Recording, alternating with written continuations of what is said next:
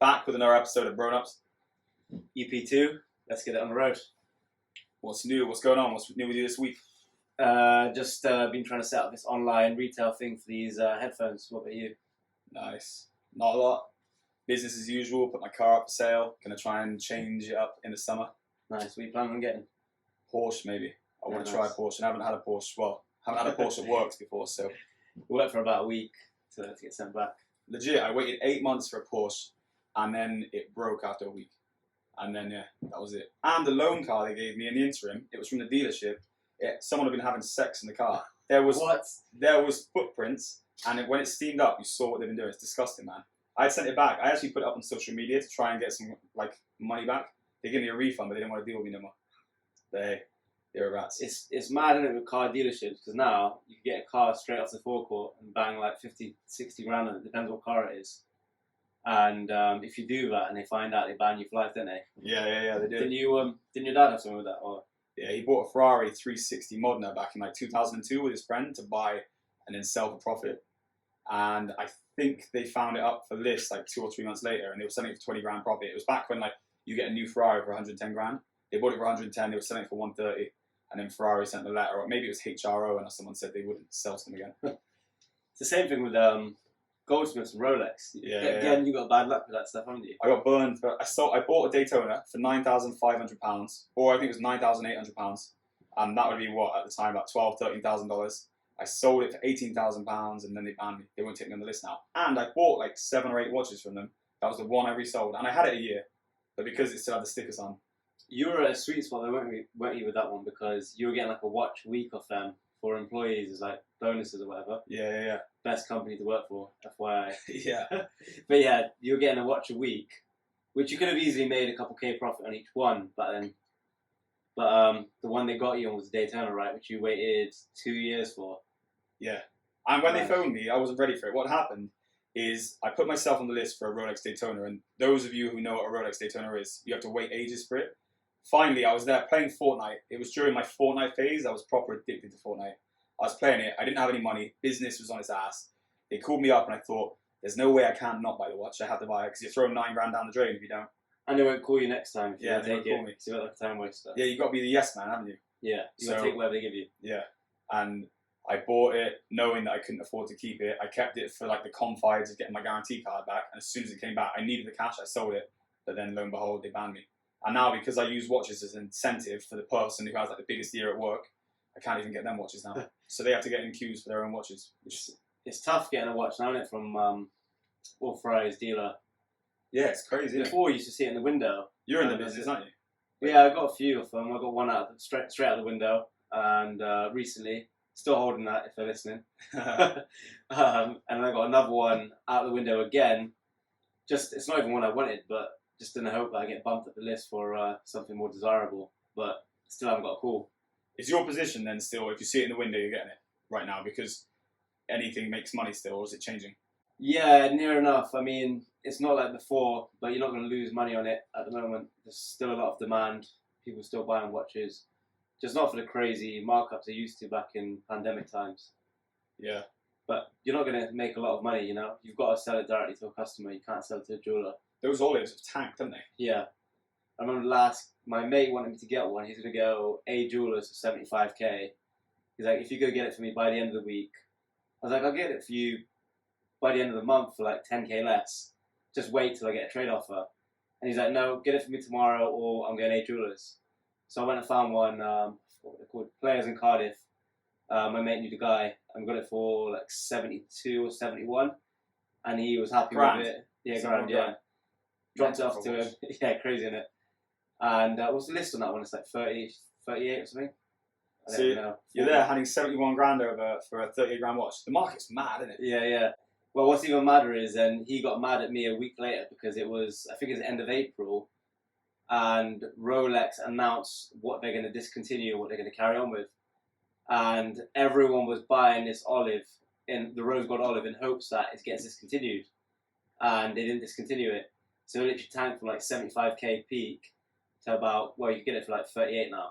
Do you reckon that's a Rolex strategy? Because they saw Because that watch single-handedly was kind of messing up the watch price market, wasn't it? Because that became like the golden egg of like, oh yeah, that's, and it was pinning up the prices of the other watches. Yeah, everyone's like, Rolex is a great investment, outperform the banks, outperform Bitcoin, outperform gold, whatever. Yeah. I keep seeing people put up that it's outperforming S&P 500. No, it's not though. No. That was old. Maybe for a It's short when you period. bought it. You can say that about retail. cars. Yeah, but you can't get it at retail, so No. you're not going to outperform the S&P. No. Actually, I got real lucky, and this is a one-off. Every Rolex shop I've gone to, every is out of stock. I went to Amsterdam the other week, and I think because it's such a busy city, it's the one store where they don't take witness. It's pretty sick. Really? Yeah, you can just walk So in. you just walk in, what they have on the day. Yeah, just have it in the day.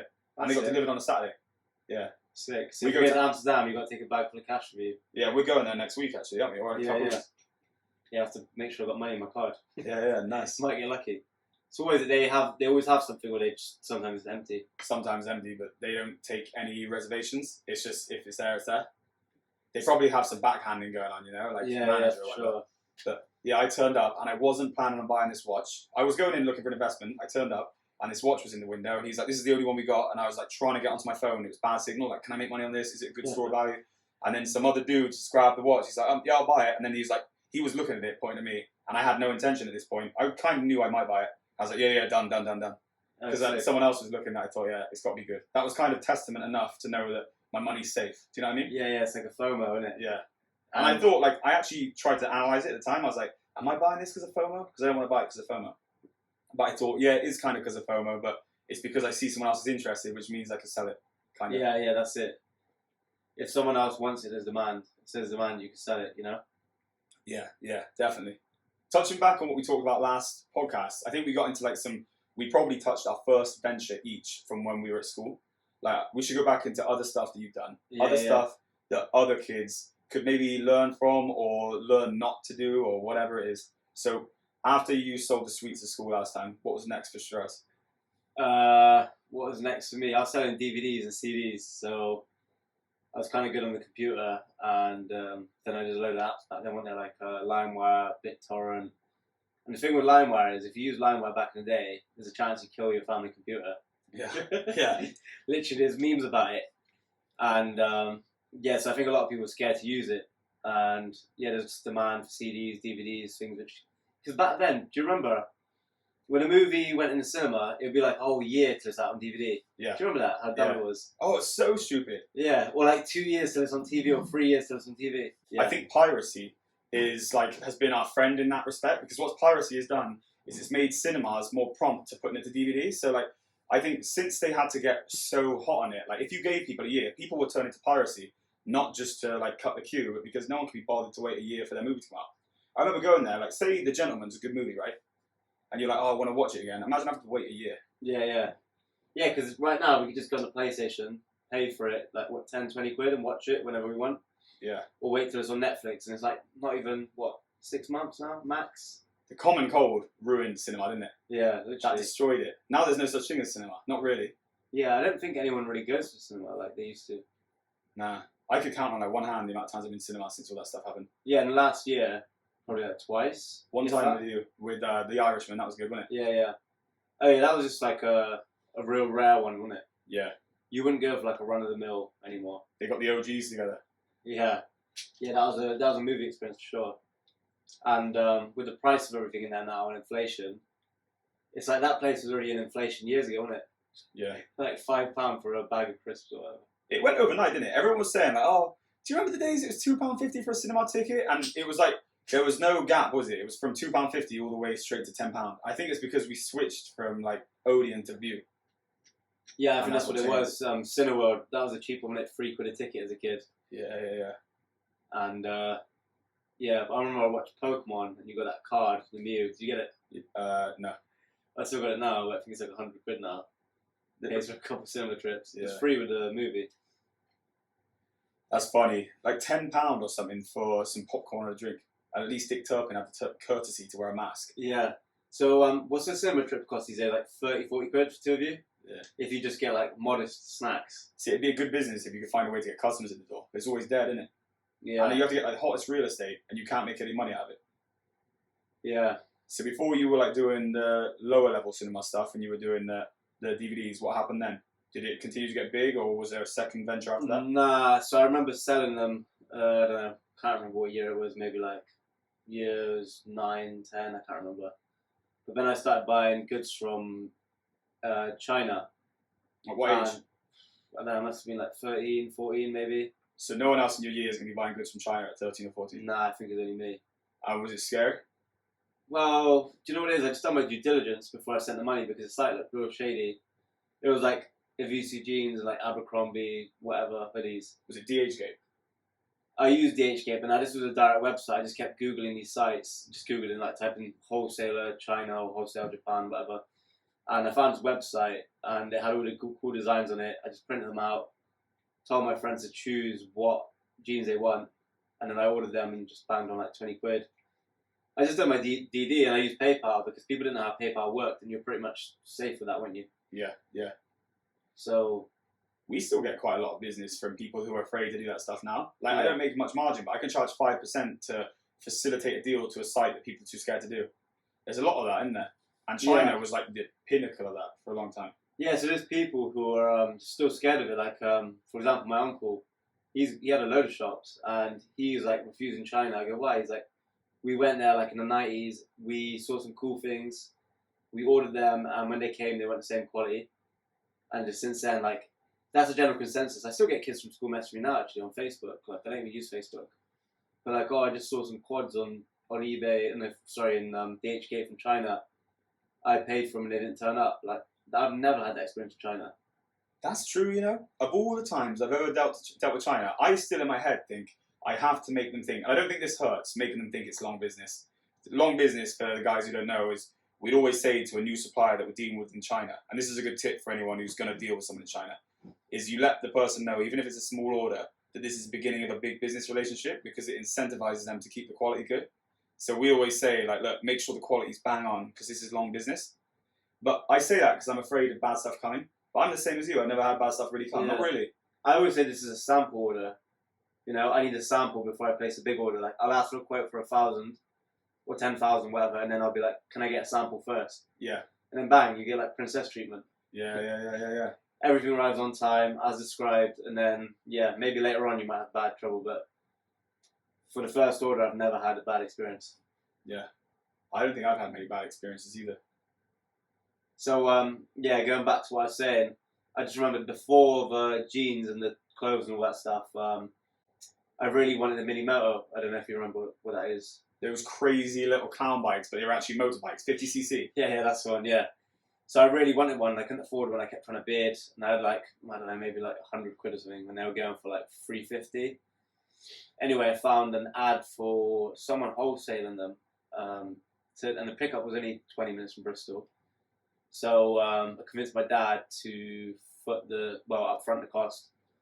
I think it was like, I don't know, maybe like 750 or something for like 5, I can't remember. So I just found like 4 friends to buy them. Did you have any of your own savings at the time? Or was yeah, was that 750 in a hole all the way? I don't know, I might have had like 60, 70 quid, which was like all my money. Like, so you bit off a lot then? Yeah. But obviously I've still pay it back regardless what happens. So anyway. Sorry, I'm asking to understand that. Do you feel the pressure was on? Oh yeah, of course. It had to work out, otherwise I was going to be screwed. Nice. You know? Yeah. If I've only got 60 quid to my whole name, how am I going to pay 10x that back to my dad? And what I'm trying to do is convey that even these like low level stuff is because I think it's all relative. It's like we talked in the first podcast about losses, and I think that it sounds like, oh yeah, but they've got this or he's got that. You've got cars, the doors go up. So 700 quid is not really that big a thing, but at the time, £700 was more than all the money in the world for you. Oh yeah. And like if you lost or those motorbikes got stolen, because you know there's a lot of rats that because you would be screwed. Yeah, you still owed the money and that wasn't changing. Yeah, 10 times what I was worth I owed. Yeah. So anyway, we picked them up, and then I'd already lined up sales with my friends. So I had 4 of them. We put one together, just started it up. I remember my friend came around, he bought one. And then over the next 2 days, everyone just came around and bought one. And then I paid for mine, basically. I think I made like, I wasn't even making much on them. I think I was making like 70 quid or something. But off 4, it paid for mine. Do you have to say that in case they're listening? Nah. But I still beat the price of online anyway, so if I made money, it doesn't matter. Exactly. You know, profit's not a dirty word as well, you know. And you got to test ride it, and you got to pay me cash, and you got to come see it before everything else was buy on eBay and see what comes. Yeah. And eBay used to be dodgy back then. Like, you didn't know if you were going to get the product. I know I got robbed on eBay. Did you? Oh yeah. I borrowed Oh, yeah. £340 off my dad for 63.30s, I think they were. Me and my friend Sai, you know Sai. Yeah. Anyway, as they say, if a deal's too good to be true, it probably is. I come on, these phones, I think they're like 160 a piece or 140 a piece, whatever it works out, 320 divided by 3. It's too late in the evening. And yeah, 120 a piece. No. But anyway, whatever it is. So I buy 3 of these phones. I ask him why there's a discount. He says it's because they're in bulk. Obviously, the rational part of my brain knows that must be BS, but I just think, they're in bulk. I'm going to turn this 320 into 640. He didn't want to sell them singularly just because it's easy to sell them in bulk. I'm a dipshit. It was so dumb to think that. Anyway, he hits the bricks. I lose 340 or 320. I feel depressed about it. Like, oh, I'm so dumb. This is stupid. And it took me ages selling chewing gum and sweets to pay that money back. That's good. At least you paid it back. Yeah. But yeah, it's always like when you're doing business on eBay, you always think if I find like a connect for like legit handsets or like a hot sale product, but the chances are there's no such thing as like a wholesale hot product. You know. No. You can't get like iPhones on wholesale, really. You're going to make 5%, 10% max. I had a couple of things that were tech in the day doing a job lot, but they were a scam because you always had faulty units in there. Did you ever do a job lot? No, so I was going to buy a job lot, and then I just Googled like buying job lots, and basically what they do is they mix in faulty things which are worthless with a few high value items. Yeah. So you get something, so you just break even. Maybe if you're lucky, you can fix one of the faulty items and make money, but it's not a business model. Yeah, no. I think I was just a busy idiot, you know, like selling stuff and making no money. Yeah. Yeah, that's part of the fun though, isn't it? Selling things. Like, I would always try to sell anything just to, you know. For sure, for sure. I remember when I was at the car boot sale, I used to go around a car boot sale, and I think they've got like a posh word for it now called like retail arbitrage or something. But I used to go around and just buy stuff off car boot sale. Oh, he's selling that cheap. Or that guy looks like he's weak and I could probably haggle him down low. I know restock our stuff of the stuff we found in the car boot. Especially if it was people whose car boot was running low, like Christmas cards, stuff like that. Yeah, like you could make money just from within that market. Do you know what I mean? Yeah, there's people making mad money off that. Like that Gary Vee's famous for garage sales. And like he teaches people how to do it, but it's kind of like, if you need to be taught that, then... There's nothing more fun than that, is there? There's nothing more fun than selling something that people want and you're getting handed cash and you're literally like Del Boy. Yeah, so if you think about it, even, do you remember Kinder Eggs? Yeah. So I had loads of these. I used to love these as a kid, and I had a whole box full of the toys. Yeah. And when we moved house, my dad threw them all out. And if you look on eBay now, they're worth like thousands. You know? Kinder toys worth thousands? Yeah, the Are you old ones. serious? Yeah, the old ones. Like, not obviously individually, but Really? like as a whole lot. Yeah, I had like probably hundreds of them, you know? Like, I probably got a couple grand. But anyways, yeah, so that, someone would have he just put it in a charity shop. You know, someone would have gone in there, bought it, you know? Yeah. And TY beanies, those little bears and stuff, those are worth big money as well. Pokemon cards, loads of those thrown away, you know what I mean? Pokemon cards are mega. Yeah. If you got a full deck, people are selling like 20 bags, aren't they? Yeah. It's got too late though now because people know the value. But if you went like maybe 10 years ago, they were rife, weren't they, everywhere? You could buy them in charity shops, they were just people throwing them away. That Patrick Bet-David is big on baseball cards, isn't he? Yeah, He's got like a $1.4 million baseball card. Yeah, how much did he make on that? Because that's very solid. 600 grand, isn't it? On a Crazy. card. But it sounds like he actually loves them too, isn't it? Yeah. Have you got anything that you have like a childish asphyxiation for, like that? I don't know, I kind of like Pokemon cards to a degree. But not like 1.4 mil love. Your car was a dream though as a kid, wasn't it? Yeah, I always wanted a car which would always go up on. That's sick. I find everything that is worth money now is nostalgic stuff. So like old consoles and stuff, they all go up because when you're younger, you can't afford these things. And then as you get older, you have disposable income, and now you go and buy the crap you couldn't afford. Yeah. And it's rarer than ever, so it pushes the price up. It's crazy. I'm trying to think what other stuff there is like that. Like iPhone 1 is going for crazy money. Oh yeah, if it's sealed. mega though, yeah, mega. Some people, how do you even have one still sealed? That's mental. Collector. Knowing people will just buy one probably, knowing Yeah. like, this will become like a collector's item one time. I had one at some point. I swear I just pawned it off or something, like 20 quid. What, an iPhone? What? Yeah. Oh, an iPhone. Yeah. I think it was blocked though. I bought it when I was in like sixth form. I was like the first person to have one, but it didn't work. It's blocked. I tell you what, bruh, all this like crazy stuff that's happening with China, I worry they're going to put sanctions in, which are going to affect our ability to import from China. But do you reckon that the allegiance they have with Apple is so big that it will prevent them, because they can't afford to mess up Apple, can they? The government. Well, the thing is, Apple's already started moving some of its production to other countries. But if there were sanctions put in, they couldn't buy from China. Apple would fall apart, wouldn't it? Yeah, but what I'm saying is they've already moved some factories to other countries. But yeah, right now, yeah, they'd be crippled badly. And I wonder how long it would be until they wouldn't be crippled badly. Because it's going to be years, isn't it? Yeah, so they started moving production after the whole pandemic thing. Because obviously, you can't rely on one country now. Like this whole deglobalization thing's happening. So they were recently complaining last week that India need to change their employment rules to like 0 hours or some crap like that. Yeah. Because they can't afford to do it. Like obviously they can afford to do it, but they want to make the same margins as they did in China, and they're trying to make the government change like labor laws. Yeah. So yeah, I think a lot of countries are moving production out of China now, so that you're not solely relying. Like you can see these sanctions coming, can't you? They keep talking about it, like TikTok being banned. Yeah. What do you think about that, TikTok? Well, I think the TikTok getting banned is BS. I think it's just they want segregation. They don't want them getting headway over here. I think some of the points you made earlier off the podcast, saying that the videos that they're letting go up on stream they're designed to trash us, which, yeah, I'm sure is legitimate. But I mean, I don't know if it should be banned. I don't know if it's as bad as what they're saying. Yeah, so they keep saying stuff about kids and about viral content where kids have killed themselves, but that's been happening since Facebook, since Vine, since even WhatsApp viral videos or whatever came first. Bluetooth videos. Yeah. Do you remember in school Bluetooth is someone a video? Yeah, I can't help but think it's all a psyop. And Yeah. all we hear at the moment is January 6th, and you've got these crazy riots in France, crazy riots that just finished in Israel, and they're saying January 6th and TikTok, as if they're the two crazy things that we should be worried about right now. And Oh I just yeah, think because that- they censored Facebook and everything else, but they didn't censor it on TikTok or whatever. Right. But I can't help but think that where YouTube, Meta, Instagram, what's the other big ones? Snapchat are all losing share to TikTok with the young kids. That's why, and Meta's obviously lobbying and giving politicians money. That's the sole reason, I reckon, mainly. Do you reckon TikTok's taking everything? Yeah, they've got crazy views. Why is it? They've got like the best algorithm. Like they've got some secret algorithm, like secret source, and it's just crazy addictive. They give you what you want. They collect so many data points that they'll give you content so tailored to you. You're gonna like every bit of content you get.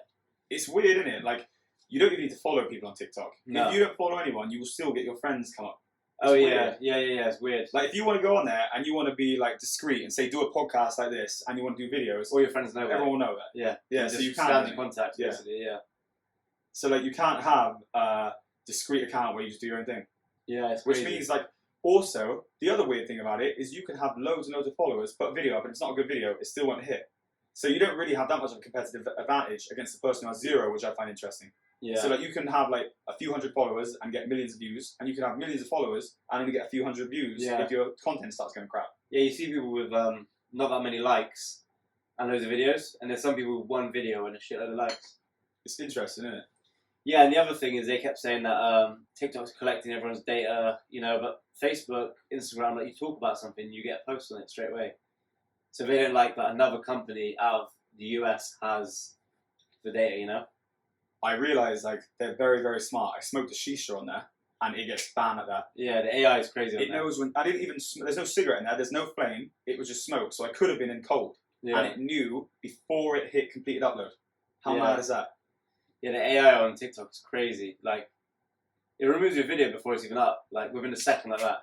Crazy, bruh. I got these guys. We should do some more of these. Like, let me know some more of the stuff that you did on the playground to try and make money. And then we got some Q&A from some guys that have asked on Instagram, which would be fun. Oh, we got quite a few now. Yeah. Yeah, it's gonna be good. But let's drop one more bomb about how we made money on the playground. Maybe some kids can use some inspiration. One that worked, one that was good, one that won't get kids in trouble. But you're still not advising them. It's just what worked for you. So what else did you have apart from the sweets, chewing gum, the failed phone business? This one this one was good actually. I was selling a lot of handbags and purses on eBay at the time. They were just cool, like they were good looking bags. They were very fashionable at the time. I could buy them for like £20 a bag, and I sell them for like £60 to £70 a bag, and I was selling a lot of them on eBay. It was back when eBay had loads of fashion stuff on there. Yeah. And I was like 14 years old, making like £100 to £200 net a week. It was big money, Like, I didn't need any pocket money. I still had to work a job. My dad was very like, hell bent me working a job, so I had to every Sunday sell bathrooms, which that was the smaller part of my income than the selling of the bags. And the bags was my second income, but it was my main income. Yeah, I was earning about 800 quid a month in a good month from it. But yeah, it was good, man. That was a lot of money back then. 800 Loads of quid, money. that's like a full-time job for an adult, and you got it as a teenager. Yeah. I remember I had this like Pittsburgh Steelers bomber. You know Pittsburgh Steelers NFL team. I had a bomber that I'd wear to school. I thought it was the bollocks. It was cool. Yeah, man. I think I remember it in your room actually. Yeah, it's sick. What about you? What else did I do? I think, did I have a website? Yeah, so I started with CDs, DVDs, and then I used to just buy stuff off people I knew, like laptops, TomToms, phones, PlayStations, like anything which was like sellable. Like I knew a load of people who didn't have money, and then I went to school with people who had money, so I just go buy it.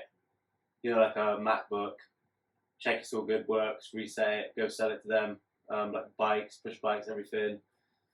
You know, you can buy it off Gumtree and stuff like that, and just resell it. So I was just doing that all the time, just to make like extra money while working in co-op. And I remember like the first time I saved up $1,000, like in cash from selling like bikes and stuff like that. Yeah. It's crazy, isn't it? So yeah, I know. And get to $1,000, it feels magic. Do you ever sit there and just recount the same money over and over and over? Yeah, just checking it. Like, have I really got $1,000 here? Yeah, man. And then as you turn adult, you realise that doesn't last long at all. It's nothing. Yeah, it doesn't. And that actually brings me on to the next point we're going to talk about and it's the one where we were both involved, is when we were buying and selling hair straighteners and fur boots. Do you remember? Oh yeah, Uggs and GHDs, yeah. That guy in Cheddar, a guy I know, he was selling these Ugg boots and GHDs. He sold them for around £20 less than what you could sell them for in and around the pub, and we buy them from him. He was very like ambiguous about where he got them from, but all he told us is they're all legit and they're all real. So we're like, okay, cool. Like, there's no way we get in trouble. No, fine. All right, we'll take your word. We trust you. And we sent them around. I remember those days where you were doing insane money. Yeah. I used to just rock into like sixth form with like Uggs and GHDs. Like, who wants this? And I would take a list down like on my phone. Sand brown, size 6. Like I can't remember the other colours, but it was like black. And all these sand colours, anyway, and straighteners. And I used to just say, okay, cool, come in tomorrow with the money. I come in next day with the Uggs. I come see you, come in next day with the Uggs, GHDs, make my money, pass you the money, and have a little profit. And I remember that's the first time I made like $1,000 in a day, was when some girl's mum invited me round, and she invited all her friends over. Yeah. And obviously they were adults, so they had loads of money. And they all bought like 10 pairs of Uggs each, like GHDs, everything. I remember meeting you at like midnight to restock, giving you the money, and I'm like, this is crazy. We're selling a crazy amount. Mad. You know? You think that shit goes on forever, but everything has a stopping point. Well, it's crazy, isn't it? Think people would start a bricks and mortar store today, and you'd be lucky if you set up a store in Backwell or something. You'd be lucky if you could turn over $1,000 in a weekend, you know. And you do it in a night at the pub. Yeah. Or go to some woman's house, and it was like a Tupperware party, wasn't it? Yeah, like a Tupperware party for Uggs and GHDs. It's crazy. Do you know those things that have got to sell like downhill, like instead of Tupperware parties now, in like the modern day age, they're doing like sex parties. Yeah, stuff like dirty, or whatever. Things have gone downhill, bro. Yeah. Like, so funny that Tupperware parties, like, that wouldn't even run these days. And then they just selling Tupperware. Yeah. I guess they didn't sell it in shops before, did they? No. And Tupperware's disgusting anyway. I think I have like one piece here, and it's all, you put bolognese in it one time. It's like red. Yeah. Stained. Oh, we got some Q&A, guys. Why don't we do some Q&A halfway through and we can pick back up after, because, yeah, these are interesting. Right. This would be a good one for you. Nice. From our boy in Bruges, that we play computer games with. Oh, yeah? What did you say? What's the best investment long-term, in your opinion? In my opinion, it depends how safe you want to play it. But right now, probably gold with where we're heading. So gold on the basis of a D-Day investment? D-Day and the fact that most world superpowers are trying to stop using dollars. Like, you got Brazil, Russia, India, China, France today paid in yuan, Australia paid in yuan today, Brazil paid in yuan. Like, the minute people stop using this dollar, the price of all these things which are repressed will go up, because right now there's an incentive to keep your money in dollars, which is like bonds, for example. Like, you just park up bonds, they're guaranteed by the government, you get like 4% a year. So this is the reason why people don't hold gold or any of these other assets. So people stop using the dollar, you know, and it's just constantly getting devalued. Like, it's already worth 90% less than when it was in 1970. So yeah, gold's gone up maybe like 30-40% this year already. So I think gold is the safest long-term investment right now. Depends on what you're talking, 10 years, 5 years. But Bitcoin, digital gold, any of your favorite sort of S&P 500 stocks, especially anything related to do with war, I guess, or rebuilding countries. So all the S&P 500s, if we touch back on what we said last week about like CBDC, if the dollar collapses, for example, the S&P 500, providing it's still alive, people's investments are still safe in those platforms. They're only not safe if it falls apart. If it falls apart, they're probably going to have bigger worries in their investments anyway, aren't they? Oh yeah, if we get nuked, that's the only time your investments in the stock market are unsecure. But at that point, it doesn't matter. Nah. You know, all of his internet and all his phone use will be out the window because of the nuke. Yeah. Well, I agree with you. I think that, gold. I think watches are good. Watches are good because you can just chuck them on, and Yeah, sure. they're bite-size money because people can buy anything. You know, go from Omega up to Rolex, and I think they're good value. But again, who knows what would happen? Because if we're really like thrown down to the ground, people might not have any interest in a watch. You never know, do you? Yeah. It just depends. I'm a bit of a doomer, so that's why I say gold. But even then, I don't know. Land is real safe. Farming land. Bill Gates is buying farming land right now. He's the biggest farmland owner in America right now, so he knows something's coming. So one of the good guys. Yeah, one of the good guys. So yeah, it depends what you want to follow. Well, I got another question. Hopefully that answers your question, Adam. I know it says it. I said it was anonymous, but we can use your name. Is school important? Yes and no. I mean, if you could do maths and English and subtraction, division, all that stuff, it's handy, innit? I agree. I think that people try to negate school not being important, but the discipline and you having to do stuff you don't want to do is kind of important. I think it's getting softer and softer these days because I think my parents used to say to me, like, oh, back in the day, if I'd have said that to the teacher, I would have got a slap. And then by the time I got old, we got shouted at. And I believe, I speak to my cousin now, who's just left school, and if a teacher shouted at you, you can get the teacher in trouble. Like things have gone so bad. So you maybe not even get the discipline that you used to.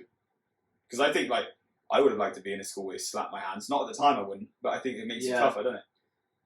Oh yeah, well in countries where they still do that sort of stuff, I mean, their grading and the general level of education is way above ours, Yeah. Like China, India, those sort of countries where you can still get smacked from the teacher, they're outperforming us in like maths and everything else, Yeah. Well, actually, I didn't get anything out of school in terms of like grades, but I got a lot out of school in terms of I learned a lot. Like I wouldn't want to undo my education. I wouldn't have wanted to switch it for anything else.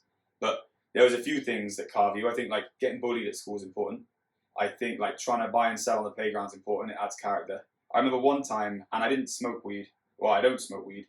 And my teacher said to me in art, I was with our friend Luke, and he goes, oh, Mrs. Lewis, James has been smoking weed. And then she's like, I hope not. He's dopey enough. And I thought, like, dopey enough? Wow, like, shouldn't call a kid dopey. And for the next 2 years, I failed all my GCSEs. And I thought, like, shit, was she right? Was I dopey? But, like, everything worked out well in the end, so I don't really care. I think that the whole thing with school, and I don't take it personal with her, I don't think she meant to insult. I just think that, but I just like the story because it's funny. But I think that when it comes to school, there's certain people who aren't designed. I think their brains are different to just sit and regurgitate information. It's not for me. I consider myself to be very smart, but I don't consider myself to be a bookworm. I'm someone who just thinks. I don't really write or work or type during the day. I speak to people, And I think I'm smarter than a lot of people who are very good at books at doing that. So schools, it can work for some people and it cannot for others. That's my answer. Yeah, what's the quote on learning about if you something about lizards or I think fish? Albert Einstein said something along the lines of, if you judge a fish by its ability to climb a tree, it will always be stupid. Yeah, exactly. So that's what school is. But you learn a lot of useful stuff as well, and you learn like interactions with other people, how to deal with people. Like imagine you're homeschooled and you're just with your mum all day. You get a lot of dark stuff as well, mind. Yeah. And I don't want to make this podcast about girls, but like you'll get knocked back by girls who will later come and knock on your door as you're older, and you think, I wasn't good enough back then, and the hot boy was. But now and you just think humans are just after the shiny thing, and that's what I started to realise from school, because school is people aren't acting honourably as kids. Well, yeah, they're not acting honourably; they're acting just on their emotions, and whatever's shiny, they're running to. And you can sort of sit as, and I know we talk about this quite a lot, is sitting back and just watching the way people are. Like, if you could go back to school and analyze how everyone is, I bet it'd be the most interesting science experiment. Like, oh yeah, she just ran off with this, he did this, he just stole from this person, he wants to fight this person because he did the most silly ass thing. So it's kind of like the cool kid in school is kind of like always guaranteed to be a loser later on in life. Yeah, why is that? It's just the delayed gratification thing, isn't it? Anything you hold out for, or you know, Yeah. if Well, you seek instant gratification, it's going to hurt you in the long run. And Always. where did you fare at school? Cool, loser, what? Yeah, normal, I guess. I was cool with everyone, kind of thing. Yeah. What about you? I was a normal guy, I would say. Yeah. I was cool with some cool and cool with some losers, so I was just Yeah. like good. But I wasn't In between everyone, yeah. I wasn't like the most popular kid in school. I think that those kids who just had everything coming to them, they're almost, and this is no disrespect to those kids because I'm friends with some of those kids still, you know, is Yeah. they haven't had the same drive leaving school to be good because everything was worked out for them. Yeah. I know that when I left school, the only way I was going to get the stuff that I wanted is I had to work for it. Even when it comes to like, right, I want better looking women. I want to be able to have a nice looking wife. I want to be able to have cool cars. And I knew that none of that stuff was going to come unless I worked. So anyone who rejected me or like, oh, maybe I wasn't the cool kid there. It's all I fuel knew for that- the fire. Cool, it'll work out in the end. Blind ambition, it'll work. What about you? Yeah, I had the same sort of mindset. Like, you're gonna have to work for it. Unless you're one of those kids who just hit 6 foot at like 14. You know what I mean? It's you got to work for everything yourself. And this is the thing, what you said then about the 6 foot, is there anything you would change about yourself? And before you answer, the reason why I don't think you can is because if you're happy where you are right now, every imperfection that you perceive, and it's always what you perceive, and this is to anyone who's insecure, by the way, is if you changed it, you wouldn't be where you want to be. You wouldn't be where you are right now. And I know some people aren't happy with their situation, but to be honest with you, that's on them. They need to be working to get out of that. But if you're happy with how you are in your head, you're happy with how you developed as a man, none of your shortfalls, you could want to have to change it. Do you know what I mean? Yeah. For example, where you lack, you're gonna work in that area. For example, say you're a skinny kid, you're gonna go to the gym. Well, if you're born muscly or born average, you might not go to the gym. You might not work as hard. Yeah. For a lot of people, that drives them, having that lacking in somewhere. And that builds 100%. character too, 100%. Bruh, okay, so I got another good question. I'm just going to caveat the top of this one to make sure that this can be applied to anyone who's listening too. And of course, this would always apply to us, but I don't want any of the kids out there getting ideas. Sure. Is you cannot break the law. Well, I don't know, you can't do anything immoral. Let's change it, because the law can be stupid. You The cannot law's do different in every country. You cannot do anything immoral. All your bank accounts have hit zero. What's the first thing you do to start building back? That's a tough one. Go rob a bank. What's my living situation like? Where am I living? Where am I? I put you up in my spare room. But you're Okay. too proud and you don't want any money. Right. Cool. So I've got zero money. Zero money. I guess first I'm gonna take whatever job I can get, because you need money to make money, and I can't just make it come out of thin air, you know. As much as people say you can start a business for nothing, like you still need something. Like even if you want to wash windows, you need a tenner for like a mop and a bucket. Yeah, You true. know, even if you want to clean someone's house, you need like 100 quid. Go buy Henry. Go buy some cloths. Like get a job, anything. Let me push the envelope on this then a bit and say that there's no job available and you've got to make money yourself. Shit, that's tough. And what we're living here, where we are right now. You can do anything, you know.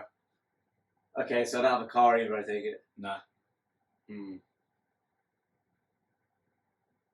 I kind of come up with a washing windows idea, but you can't even access the windows around here, you know? Yeah. It's a tough place to wash windows. But what is there always demand for, I think, when you've got no money at all? You need money to make money. Go shoplift a bucket and a Hoover and start cleaning, or washing cars maybe. Yeah, washing cars. Washing cars is one that you could do. People always need cars washed. Bucket, you could probably find a bucket somewhere. Some soap, a sponge, you know, you could beg for a £5 off someone maybe and go get it. Yeah. That's the only place I can think right now off the top of my head. Yeah. So everything's so digital now, you know? If you've got a phone, it's a different story, you know? You go on Gumtree, there's free to collect stuff. You get free to collect stuff, just list it up yourself. Yeah, It depends. I think car cleaning has to be it. And now let's change the question. If you have £100 then, start with £100.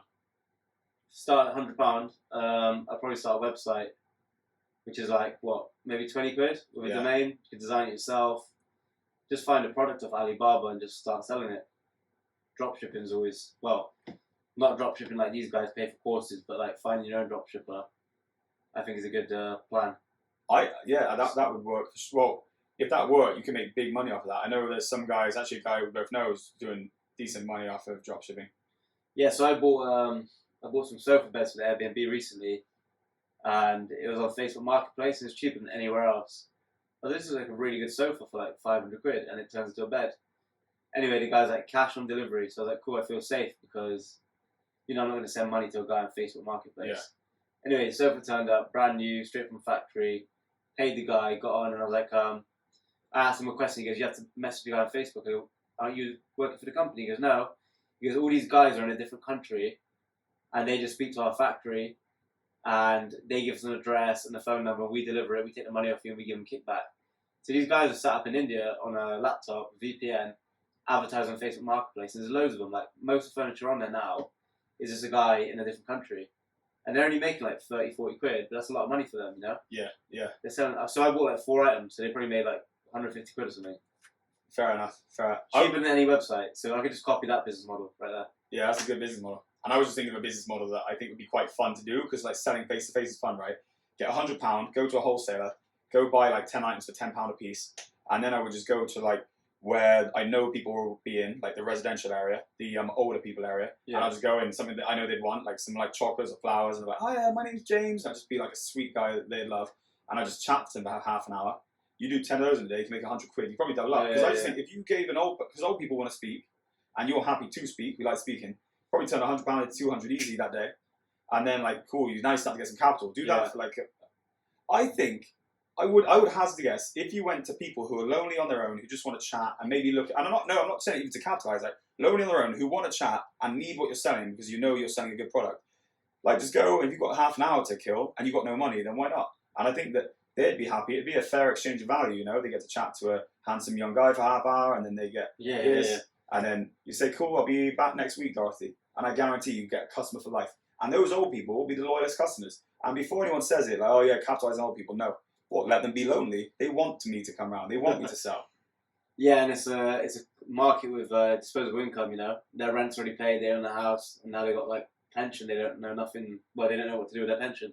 I know that as well, like from my granddad. I go and see him, and he'll just like to talk. And I know that it's not stuff that I really like talking about, but it means a lot to him. So the old people, you could kill 2 birds with 1 stone. Become rich and supply all the old people in the area. Yeah, and that would be easy. Yeah, because a lot of these, like you said, it's very digital. It's hard to do that kind of business. But these older people, they don't even know how to use a phone. They'd be happy for someone. Do you know? They'd be happy for someone. This is a sick idea. You go to old people and you're like, yo, I know you can't use Amazon. I know you can't use your phone. I know no one's visiting you in these homes because everyone's a rat.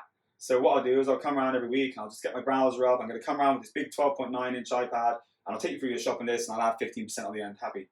Bang, bang, bang, bang. Go to a care home. I bet you make a fortune. Yeah, definitely, yeah. That's basically what I did in school, because people were, on eBay. Yeah. No one knew how to use it. I'd sell their stuff for them, or I'd buy stuff for them and charge them like 10%. Yeah.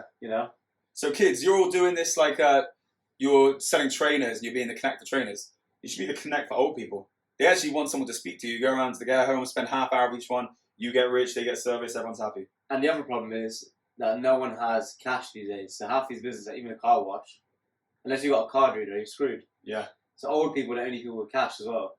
100%. So yeah, no one get any ideas to rob them or whatever. But yeah. I have a 31-year-old asking, am I too old to get into business? I feel like this is a silly question, but do you want to answer it? Is this a trick question? It's from someone I know, so I think they're just trying to help us with questions. No, there's no age too old. Do you want to answer? There's nothing to answer. Better next time. There's no age limit. Like, we're at that age and we're still, trying new things. Like, for example, this. I'm starting up a website, got something else going on. And I don't know, it's just, for me, it's fun. So, Yeah, we're going to have listeners now setting up something to old people. What advice would you give your 18-year-old self? I don't know, because I won't listen anyway. So. Okay, you will listen, but it can be anything. Don't have to be business, nothing. Just never give up, I guess. Just keep trying. It's not going to go your way, but you got to keep going. Mine is, that, and also don't worry about everything you think is important right now is not important. The opinions of the people they're not even, they're people who mean less than nothing in 10 years' time. You won't even know each other. Not that they mean less than nothing, just we mean less than nothing to each other. We don't know each other no more. And you sit there and you worry about trying things because the opinion of this guy, the opinion of this guy. And we'll be in completely different circles when you're older. My advice for an 18-year-old, me now, don't do anything stupid. Don't do any short-term thinking. Just get your head down. Don't worry about the opinion of the people who are too afraid to start themselves, and it will work out. And you can enjoy yourself when you turn 25. I kind of had that same plan when I was a kid, but I did not. Doing even stuff like this, I would have prevented doing stuff like this before because I've been worried about the opinions of some kids at the pub. It's because people will be like, "Oh, look what they're doing now," or "That ain't gonna work," and even if it does work, they'll be saying that right until it works, you know? Yeah, maybe clip this and in a year's time you check back and we see if it worked. Even like the eBay thing, you know, like people be like, "What are you doing now?" Like selling stuff on eBay, like you gotta own it because it, you know, that could be a £1 million idea. Yeah. Just because it's eBay doesn't mean it's small. People don't believe in it because they don't believe in it. You know, they try and make you not believe in it too. I remember back when I was selling on eBay, I first started selling out and I bought this one product and I'd given, what it was is I was going to make 30% and then 30% was going to go to cancer research, and it was kind of like a way of me doing some good with some money and also marketing my product, and I figured it was like a one hand washes the other, and I put that up and I put it on my eBay and people would comment, not maybe on my Facebook, like trying to get some, like a few sales to this, like it was pink ribbon case, that's what I called it, it was a phone case. And I put it up on my Facebook and I had someone write on there, "This is the cringiest thing I've ever seen." And I remember I was so embarrassed because I was like trying to sell and I was like, "Oh, is it cringy?" I didn't remove it, but I was like, "Oh, people are thinking that." But then Name and shame. I can't, I don't want to get sued. But like, I just remember thinking, and someone commented like, "I agree." And I thought, I'll take it out to the podcast. But I just thought that's so ratty. That stuff's like soul destroying, isn't it? When you're trying to start up and someone throws like a curveball like that at you. 12 years ago, I was on my own in the garage selling it and someone said that. I remember feeling like, oh, is this, I'm not making any money? That's horrible because you're just like a man by yourself, above your garage, working hard, and you expect like support on Facebook. Yeah, because people you know, and those people are putting you down, like, and you're already at a low point because you're starting up, you know. Yeah. You've got everything against you. You've got the tax man against you. You've got other competition against you. You've got eBay against you. You know, there's so much stuff against you. Yeah. And then one of your own does it to you. How do you view hate now? It's always from below. It's jacked. I don't really even care about it, you know. Me neither. And did it used to bother you? A little bit, yeah. Obviously, yeah. It's like, it's different, isn't it? It's hate, and you get people give snarky comments, which might not be hateful. It's just them, you know. Yeah. Definitely. But you just got to own it and not let it get to you at all. I agree. You just got to have you got to have tunnel vision and see the end goal. I think is the main thing, you know. Yeah. What else we got? What other questions? Anything stupid? Anything ridiculous? What would be your best advice to someone who wants to start a business, but doesn't? That's our guy Adam again, but I don't know what. But maybe doesn't have the means to do it. Like, what would be the advice? Save up. Get the means first, I guess. You need money to make money. That's what people don't understand. Oh, who doesn't really know much about it? He's done it in two parts. So what would be your advice to someone who doesn't know much about business? Well, just read. Just keep reading. You've got all the resources in the world. You've got YouTube. You've got Google. You know, you've got ChatGPT now. Like, you could learn anything online. It's all free. And you know, like you were saying, eBay is a really good one to do. Like, even go in your room and like get all your games that you don't use anymore and start selling them, and then work out before you sell them how much you're going to get back for each game after the eBay fees, after the PayPal fees, after the postage, because then you're doing good practice as to work out what would be gross margin, even though obviously you're going to lose money because you bought the game for £40 or €40 or $50 or whatever it is. If you get used to the idea of understanding what every single cost attached to the sale is, you're going to have a decent idea of how to trade. So like, just you clearing out your room is going to give you good understanding of business, because this is the thing that a lot of people don't understand. I've seen many people fail about it, is they don't understand the costs attached to their business, and you need to know to the penny how much money you're making. The people who lose and mess up business are the people who run their store like a drunken sailor.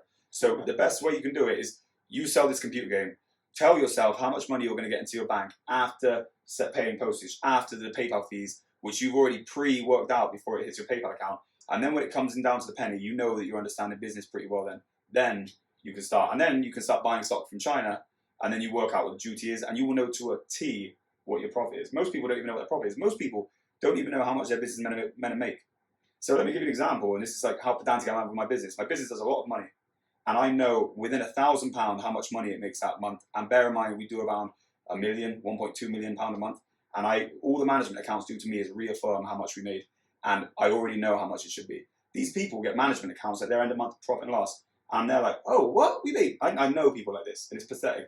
"Oh, whoa, we made money last month. That's surprising, bruh. How do you not know what's going on in your business?" That would equally scare me if I made more than I thought, because how have I been so out of control that I've made more than I thought? You know? Yeah. And two, yeah, I think that's bad.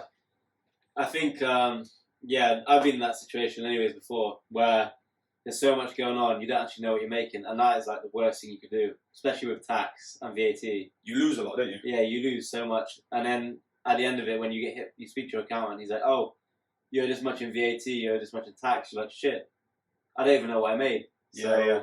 And then before you know it, you're in negative balance. So I think that's after having the ability to sell and having the gap finding ability, like keeping on top of books, so important, isn't it? It's like we were saying about the chessboard thing.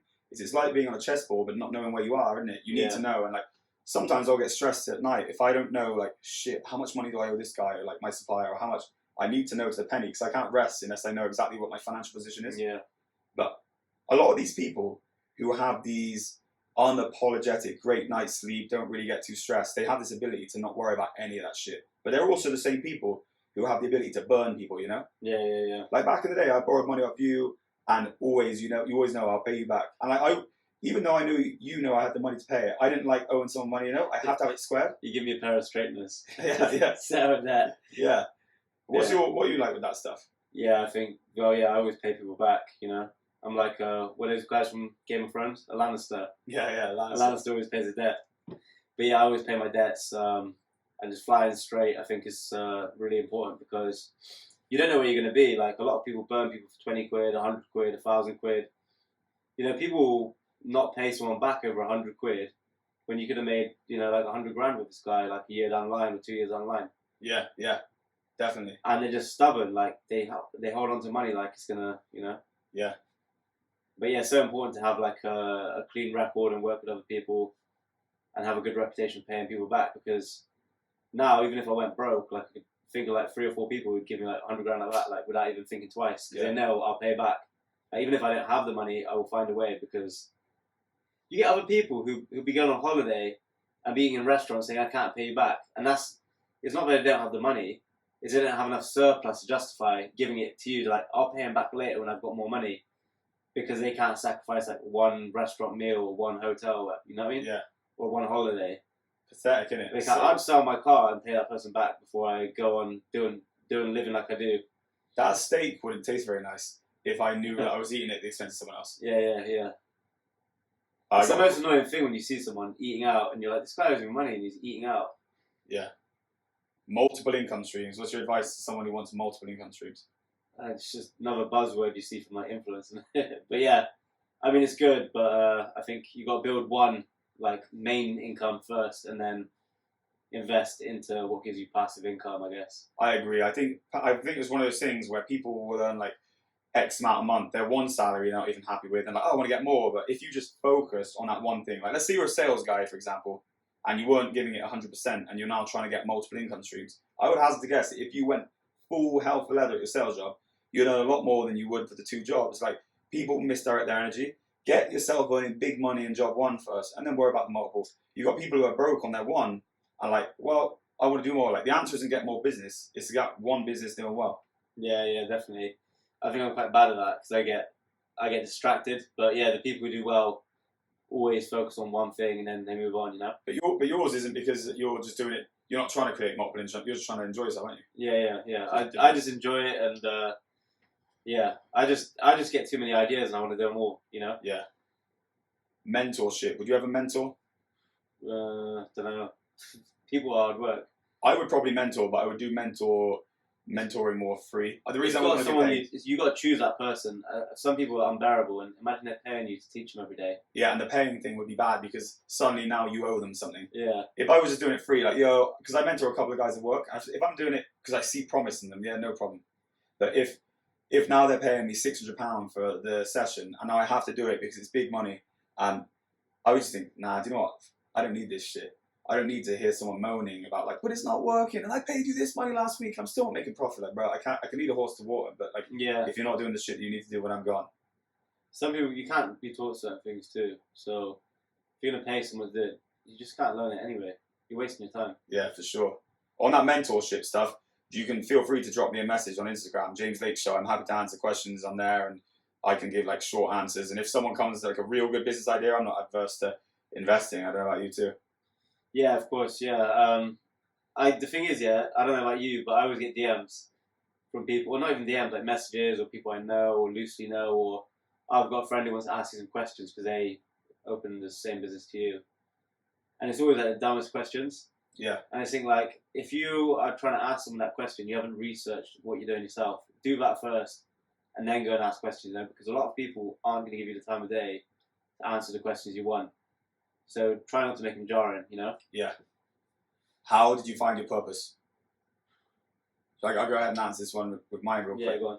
It just fell into it really. I had a business go bankrupt on me when I was 20 years old, and I was in debt from that. And I started selling on eBay because it was a very clean way of selling where there was no like hidden costs, like the bricks and mortar stuff that you're familiar with. It's like you have all these costs. You're like before you know it, even when you stop trading, you can be left in a hole. So I was left in a hole, and I just wanted it simple: buy for £1, sell for 3, and after postage, blah blah blah blah, I can make like 70p a unit.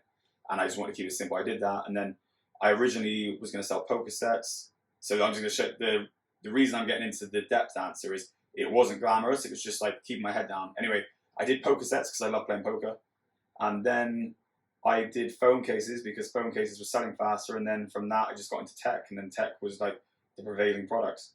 And it was just me constantly keeping my head down, constantly wanting to make money and not let the business fall is what kept me in there. It wasn't because I'm particularly passionate about the product. I'm just passionate about the business and the people in it, but the actual product itself, yeah. So just keep my head down, and it just kind of happened naturally. And I think I read and see a lot of people online is sometimes the purpose will hit someone at 35, at 40. I mean, Ray Kroc at McDonald's, 57, he was still selling milkshakes, and he was a billionaire by the time he sold milkshake machines for a company at 57, and by mid-70s, he's a billionaire. So like, it just happened any time. My granddad, he died a millionaire, and he was 45 and broke. So it's cool, isn't it? Yeah. Like, purpose just comes at any point. I don't think you don't look for purpose. Purpose will find you, I think. And purpose doesn't have to be business. It could be charity. It could be anything. Yeah, you got like J.K. Rowling. She was, I don't know, can't remember her age, but yeah. Got loads of people who started making money when they hit like 50, 40. But that's not really purpose, is it? Well, it depends what you define as purpose. That's like business purpose, yeah. Like what called you in terms of business. Like even though you've changed business a couple of times, I think you're ultimately the same though, as buy and sell, aren't you? Like when did you know? When did you find your? Well, I think me and you are a bit unique because we've been doing this since day one, haven't we? Yeah. I think everyone who sold sweets in school, this is the path they take. Like entrepreneurship or whatever. They want to just make money. It's just fun, isn't it? It's just fun. For sure, it is really fun. I just think it's like playing Monopoly, like we said. Yeah. Right. What's the best way for deciding what to sell and sourcing products? And I don't know if you have answers on software to look for it or where to look. Yes, it's keeping up with trends. What do you reckon? I don't actually know. It's hard, isn't it? I let my customers decide, because my business now is wholesale. Every time I get requests for random stuff, I'm like, oh, we got to look into that. So I don't do much looking in the same way. You've got that Chinese supplier who tells you what to sell as well. I had one as well. He used to be like, this is selling hot in UK. Yeah. Take this. Like, last time, what was he telling you last time? Sex dolls are selling like crazy in UK. Yeah. It just depends on whether you want to sell it or not. But yeah. Do you reckon that's immoral? Well, yeah, kind of if you look at overall society. But someone's going to sell it anyway, like China, sell them straight to us. It's tricky, isn't it? Because I reckon, I don't want to sell it, but I think there's big money to be made in that. Guys, you want a business idea again? It's something I don't want to touch. But we have a situation where you've got loads of men who can't find wives, who don't settle down. And in Japan, dolls are booming. People are marrying, and basically they got dolls as girlfriend, robotic dolls. Yeah, people are married to Nintendos in Japan. It's crazy. And like that's like a future society, and that's where kind of we're going. Yeah. But there was a time where I would have married Fortnite. The lonely market's crazy, like you said, the old people and these lonely guys too. Yeah. How do you stop being complacent and keep the passion for the same industry? I mean, I've been in the same industry now for like 12 and a half years, so I'll answer. I'm not in love with the industry. That's the best way to describe it. I'm just in love with like playing the game of Monopoly, like, and just seeing if I can get further. So I don't need any more money or want any more money, really. I just do this because I enjoy doing what I'm doing. I kind of, with all this stuff that we're talking about, even in the first podcast, I fully and truly envisage a time where my business will get taken to nothing when this country falls apart. So I'm playing this knowing that could happen, but the reason I love doing what I'm doing is because this is, what else would I be doing? It's fun. And that's how. So I'm not looking to find what I'm selling like really, really interesting. I find business interesting. So that's my answer. And also, you've got a load of staff. If you quit today, there's a load of hungry people out there. You know, Yeah. That's what happens. Your business ends up owning you. Like, I remember I wanted to close a long time ago, and I thought, this person loves working here. I've got these two people. They're not going to get a job anywhere else. Like, I can't even close. And I was like literally trading just to give them a wage till I was like literally couldn't do it anymore. You know. Yeah. So it's mad. It kind of becomes like you got no choice. It owns you. Yeah. Yeah. And yeah. 100%. And I think the stop becoming complacent. My best advice to that is you've got to put a list out each day of what you want to do each day. I always make a list. So I make sure that I leave knowing that I've done the stuff I need to do. And I'm just disciplined to myself. I always start very early. I do the same stuff. Like I'll wake up at 5:30 every morning. And then I do the same stuff. Like I put the group targets into the group and then I go in and I'm in there. Yeah, it's a process is good, isn't it? A process, yeah. Writing something down. But also not getting complacency, getting burnt, that makes you uncomplacent. You know, losing money, going downhill, that stuff makes you uncomplacent, you know? Oh yeah, that's true. It's Life like will constantly stuff, check your complacency. Yeah. And I think we got one other So last question from our boy. Not Adam, yeah. Nah. This guy. Accounts and VAT, so annoying. Any tips and tricks for streamlining it? A good accountant. It's the best answer. Yeah, it's a ball ache, isn't it? I concur. I think like especially starting out, like it's a huge cost having to have an accountant to do that part of the business. But once you get through that growing stage, it becomes easier. But yeah, it's an annoying thing. My best thing is for the first couple of years, just know and check the VAT thresholds, whichever area you're selling in, and then just sell as much as you can and just chuck all the receipts in one big box because I wouldn't get too worried about the nitty gritty.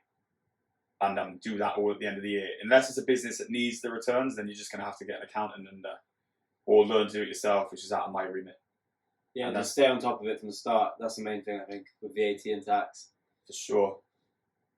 Has it been a good podcast? Yeah. Do you want to plug yourself? Yeah, it's Shiz, GZ on Insta. BroNups, episode 2, we on? Yeah, episode 2. The first few got canned because we were perfecting them, but now we're in every one. And I'm James Lake Show, Instagram. Every Sunday we'll be dropping these, so make sure you tune in. And send in questions for the next episode as well. Should have a guest on next episode. A guy who buys and sells watches. Hopefully he turns up.